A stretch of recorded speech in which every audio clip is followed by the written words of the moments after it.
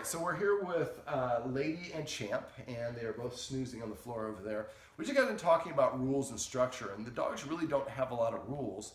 And Champ is anxious about various things, one of them being fireworks. And I think a lot of it is a result of not having rules. The lack of rules helps the dogs see themselves as being the authority figures, so they feel the pressure and responsibility to contribute to the pack or to help us. And so we're going to add rules and structure to help them start to feel like more like a follower, like a child does to a parent. One of the great ways to add structure, I find, is to incorporate it with positive reinforcement. Now, petting our dog is a very healthy thing for us to do, and it's a great way for us to communicate to the dog they're doing something that we appreciate. However, in a lot of cases, and it sounds like the case here, the dog will come and nudge its guardian or scratch at the guardian to demand attention. So that's different than being rewarded for doing something. That's actually saying, hey, pay attention to me. Give me attention. Scratch me behind the ear, scratch my butt. And if I tell you what to do consistently and you always do it, after a while, that gives me the impression that I have the authority over you and I can tell you what to do. And that can create more stress in the dogs because I don't see myself as equal. I see myself as responsible for. And that creates more pressure. So I consider petting a dog our way of paying the dog. And right now, if you pay the dog for doing what the dog wants to do, your dog is not going to listen to you when it's something that you want it to do that it disagrees with.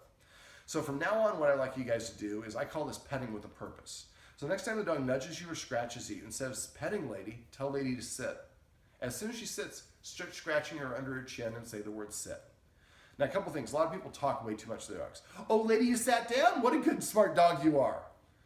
If I don't say the word sit while I'm providing the affection, they don't understand why. They don't connect the two.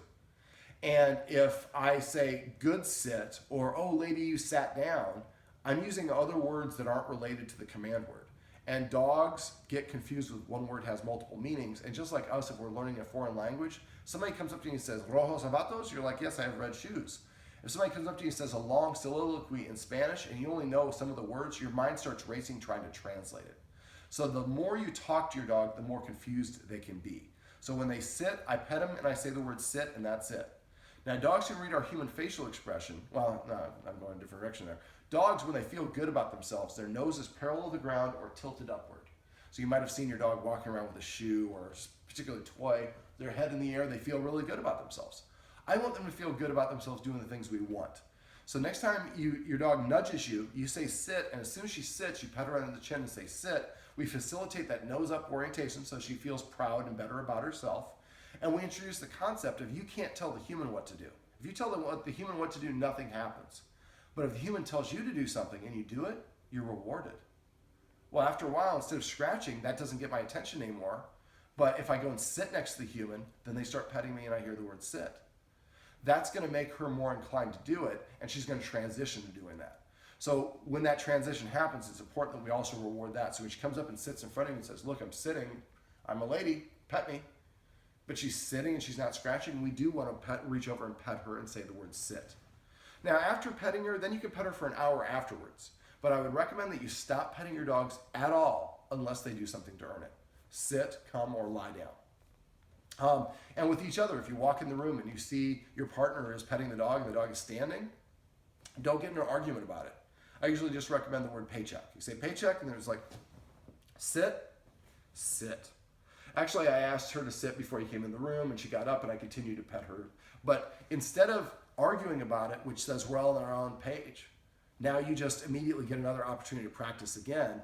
And each time you do this, after a while, you'll just go like this and the dog will just sit and you don't even have to give the command word. And every time, when you get to the habit of doing it like that, you're not thinking about it at all. But every time you pet your dog, it's a mini dog obedience training session that you engage in without spending any effort. It's the best gift I can give you if you get in the habit of doing it. So before you pet your dog, it has to change its state. If it's already sitting, make it lie down. If it's sitting here, make it go and sit over here and then pet it. It just has to change it. And once it transitions to sitting on its own, make sure we reach over and pet it and say sit or lay down or whatever the command word is. Even if it just comes to you and you didn't ask, pet it and say here or come, or whatever your command word is.